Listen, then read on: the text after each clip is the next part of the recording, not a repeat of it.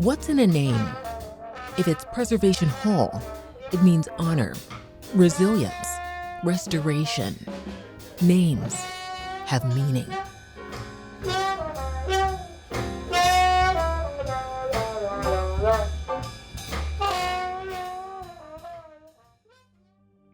On August 29, 2005, Hurricane Katrina made landfall in Louisiana in Plaquemines Parish, roughly 50 miles southeast of New Orleans.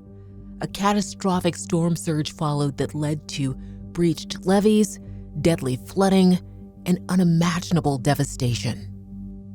This is a flash flood warning for Orleans Parish. A flash flood warning for Orleans Parish. What has happened is a levee breach has occurred along the Industrial Canal at Tennessee Street. So I'm going to die.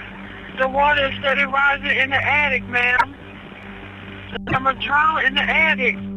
Over the next 24 hours, it's hard to know precisely what we're going to find tomorrow night when we talk to you again. In the aftermath of Hurricane Katrina, residents of New Orleans were left asking the question that so many survivors of catastrophic events ask: what now? There's like this scar, this like thing that never quite heals on your soul, your heart. So it's like this reminder, of all of that pain. And I think it's important to never forget, what we went through. But it's also important to remember, like, what we did to pull ourselves up and out of this. Man, it came from the inside. It was the people of the city that rebuilt this city. This city was saved by the people of the city, and I'm proud to call myself, a New Orleanian. That's been Jaffe, creative director of Preservation Hall, a storied music venue on St. Peter Street in the heart of the French Quarter.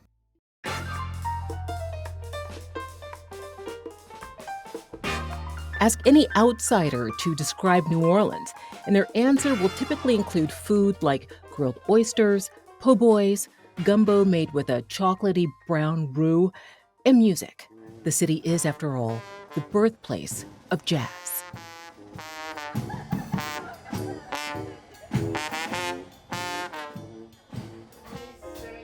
Preservation Hall took root in New Orleans in the 1950s as an art gallery in the French Quarter.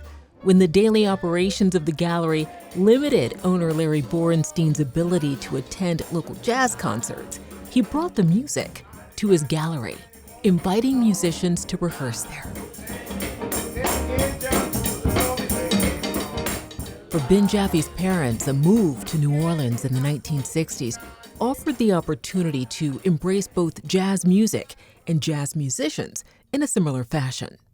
My parents were inspired to move to New Orleans to create a music space that celebrated the living pioneers of New Orleans music.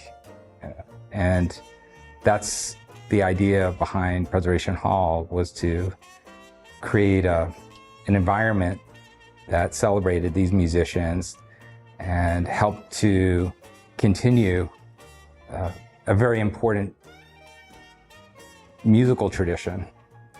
And this was all happening during the height of the civil rights movement, when what was taking place at Preservation Hall was illegal. Having blacks and whites playing music together and socializing together was, under Jim Crow laws, forbidden. Decades later, Preservation Hall continues to uphold its tradition of supporting local jazz. But that isn't the only way this iconic venue serves its community. I was here for Hurricane Katrina. I stayed at my house and rode the storm out here in New Orleans, just a few blocks from Preservation Hall. And I am, to this day, and have always been responsible for, a community of musicians, particularly aging musicians who oftentimes need quite a bit of, help, myself and a small group of us, that's what we were doing in the day before the storm, that Sunday, because the official evacuation notice wasn't announced until that Saturday evening, and that only gave us really a day to get this group of musicians to safety. So I was never really thinking about myself. I've never really thought about evacuating. I've always felt like there was something I could offer by being here. Still, the decision to ride out storms isn't an easy one. For any New Orleans native, it's always a moment of conflict to leave or to stay. If you leave, there's a feeling of abandonment, that you're abandoning this place and that you love. And if you stay, you're putting yourself and your family at risk, and you don't even know the potential hazards or dangers that you might experience. So there's always a lot of confusion at that time. But for me, I've always stayed, and I don't regret it at all. It was a very important time to be here, and I learned a lot about myself from staying. Ben Jaffe knew that at least one thing was on his side: being on higher ground. My house is just outside the French Quarter. We'd always been told as children that the French Quarter was the highest ground in New Orleans. My parents always opened the doors of Preservation Hall to musicians and their families during hurricanes. History tells the tale now. We all know the impact of Hurricane Katrina was unlike anything the country has ever seen. Amid the chaos of power outages and a lack of access to resources came water. Lots and lots of water. It wasn't until that afternoon that we started getting word that there had been a breach in a levee and that the city was starting to fill up with water. And that was when we had to start making some, hard decisions about what we were going to do, because we knew at that point it was going to be even more difficult to get around the city. That neighborhoods were going to become islands, that you were going to be surrounded by water. There wasn't going to be any way to get to access other parts of the city. It was a feeling of emptiness, thinking when this feeling of a city being empty and without resources, and you start to realize, oh my gosh, we are the resource. There was never a question in Ben Jaffe's mind that Preservation Hall would stand strong on higher ground, keeping the city and its music moving forward. One of the incredible things about New Orleans, one of its unique qualities, is you can be a musician here and have a career and make a living performing music. And that's one of the important qualities of this city.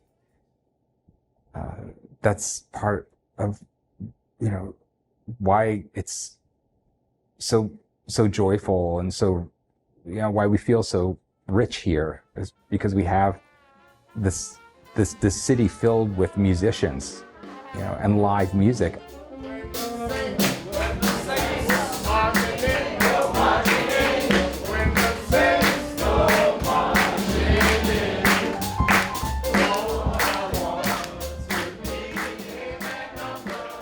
It's the world that I grew up in.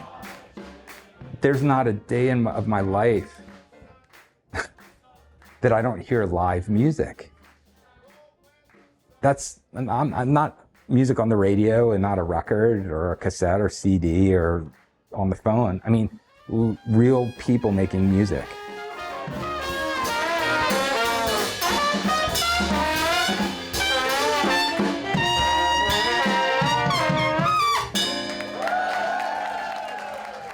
It was never going to be easy. But 20 years on, has New Orleans been able to hold on to its unique character and traditions? Is the city as good as it was in the good old days? It depends who you're talking to. I grew up around older people my whole life since I was a kid. I grew up right here at Preservation Hall. I grew up around musicians that could be my grandparents or great-grandparents. And everybody always has an opinion about the good times. The good times were something in the past, I've heard it my whole life, man, if you were alive in the 1920s, oh man, if you were alive in the 1950s, the 60s, now it's not, oh, the 80s were just depends who you're talking to, right? My personal take on it is because of the work that this city did and the people who love this city from the inside out and from the outside in, that there is more reverence for New Orleans music and culture, and there are more young musicians in this city today than there have ever been. And it's always going to fall on the shoulders of the older members of the community, the culture bearers of the community, to guide children, to guide the students. And that's what's important to me. And that's what, is important to what we do here at Preservation Hall and through the work that the Preservation Hall Foundation does is, one of our mottos is pass it on. Pass on the knowledge, pass on the information, pass on the traditions, pass on the history. That's our responsibility. The harrowing impact of Hurricane Katrina is imprinted on the nation.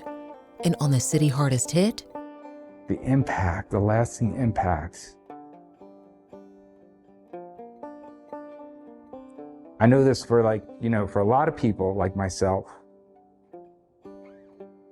who came back and, a lot of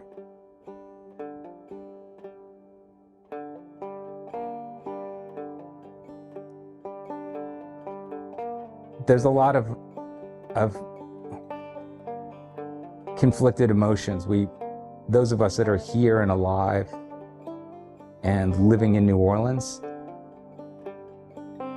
there's a lot of conflicting emotions that we feel about being here, having survived and having made it through all of this. Because a lot of people didn't, a lot of people didn't make it through the storm.